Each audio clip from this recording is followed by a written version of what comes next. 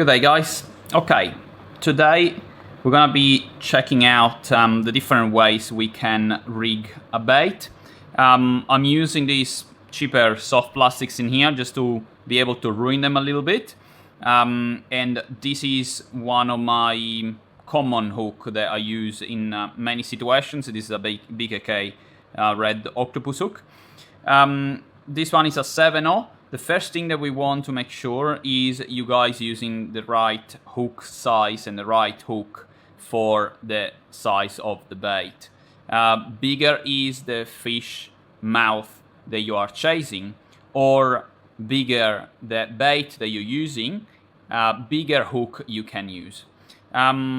Let's start talking about fish in current. So if you do straight lining for snapper, if you fish in rivers, in tidal areas where you have a fair bit of current, you got to consider the hydrodynamicity of the bait. So you really wanna use the bait head first, and the hook will generally go on the front part of the bait.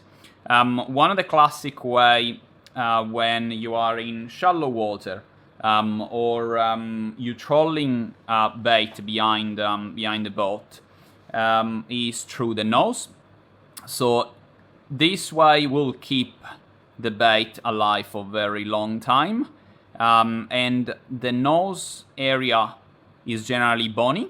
So if you manage to pin the hook inside the nostrils, the bone that runs above it will keep the bait alive for a long time, and you will have a relatively solid hook rig in there. When we have the hook through the nose, we can cast in shallow water if you are land-based, and the bait will remain pretty much at the same level as your sinker. If you picture the fish, the bait, the hook, and the sinker alongside the bottom of the ocean, they will generally stay in line at the same water level. A second method that I use when, for example, we have we use a balloon, or for example when we want to pull down bait while we're trolling, is the use of the hook just before the dorsal fin. So still on the front part of the body, but between the gills and the first dorsal fin. The hook will have to go deep enough to avoid pulling it out of the flesh, but watch out not to go too deep, otherwise you will touch the spine or the lateral line of your live bait, for example, and you will kill the fish. This particular technique will ensure that if you are trolling a bait, the head of your bait will let the fish swim downwards. If you also casting your bait under a balloon, the bait will tend to swim down. Same thing if the bait will be dead. This is a very nice presentation to keep the bait upright under a balloon. A good way to increase your hookup ratio when you fish live bait would be to use a bait needle and to use a lucky band for bridling your bait. So you wanna have the lucky band inside your needle, and then you can use both of the method that we have just described, the dorsal or the nose. So you go through the nose simply to pass the lucky band from one side to the other of the nostril.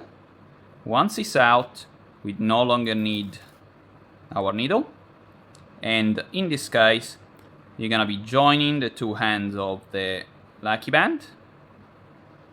The hook will go in you twist it a couple of times, and then you want to go inside the loop that you've created from below.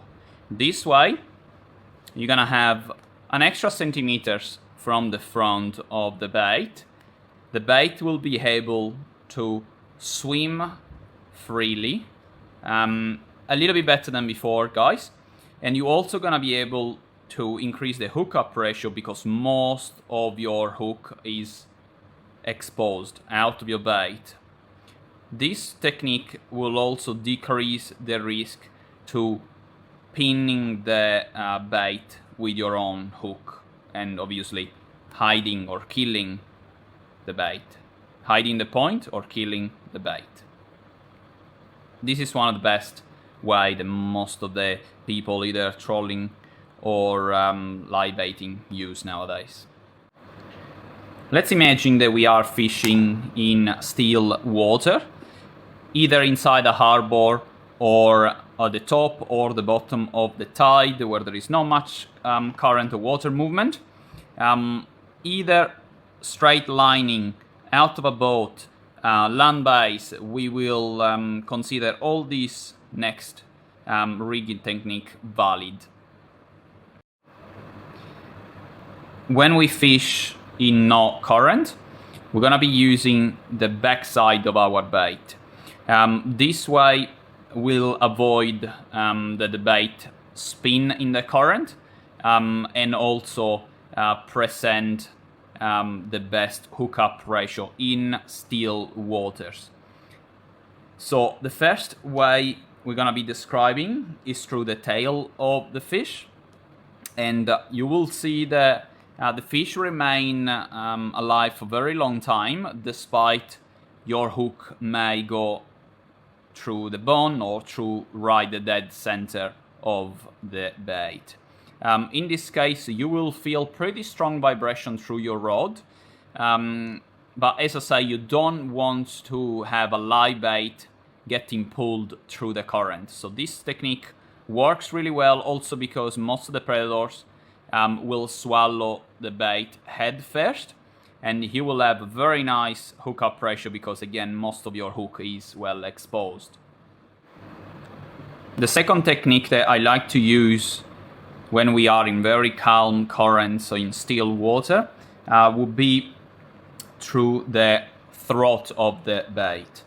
This technique works really well when we bottom bouncing or when we cast a live bait and we are land based. Once you go in between the pectoral fin and the gills, you will find a nice spot where the hook will go from one side to another without killing the bait. This way, the bait will get pulled by your sinker to the bottom, and the live bait will always try to swim up this way. And because of the length between your hook and your sinker, the bait will be well above the bottom and well visible to predators. Bottom bouncing and land-based fishing with a sinker. This is a way I have caught few barras lately. Before we move into the last tip, don't forget that at myfishingtrip.net, our service will let you speak to our local experts before your next fishing trip. So if you go to a new destination on a fishing trip, either with your family, with kids, or you are an experienced angler and you're going with friends, you'll be able to speak to someone local that have spent most of their life fishing those waters. They will be able to give you updated details on what has been happening, what gear to bring, and all the informations that we all need in order to find the fish and fish successfully. This is the reason why we give you all these tips, so you can arrive to the spot and fish successfully. All right, the next and last tip will be rigging crabs. This is a nice lively crab. We use it mostly to catch blue bones up here. And a quick way to keep a live crab alive, if you like to use them alive, or dead bait too, would be to use one of the entry from the legs to have your hook point going in and going out from the back of the crab. This way, you either remove a leg or not. This way, the shank of your hook will be either hidden below the legs or looking like one of the legs. This way, you will have most of your hook out of your crab, and those fish cannot resist. I'll catch you next time, guys. Hope you enjoyed it.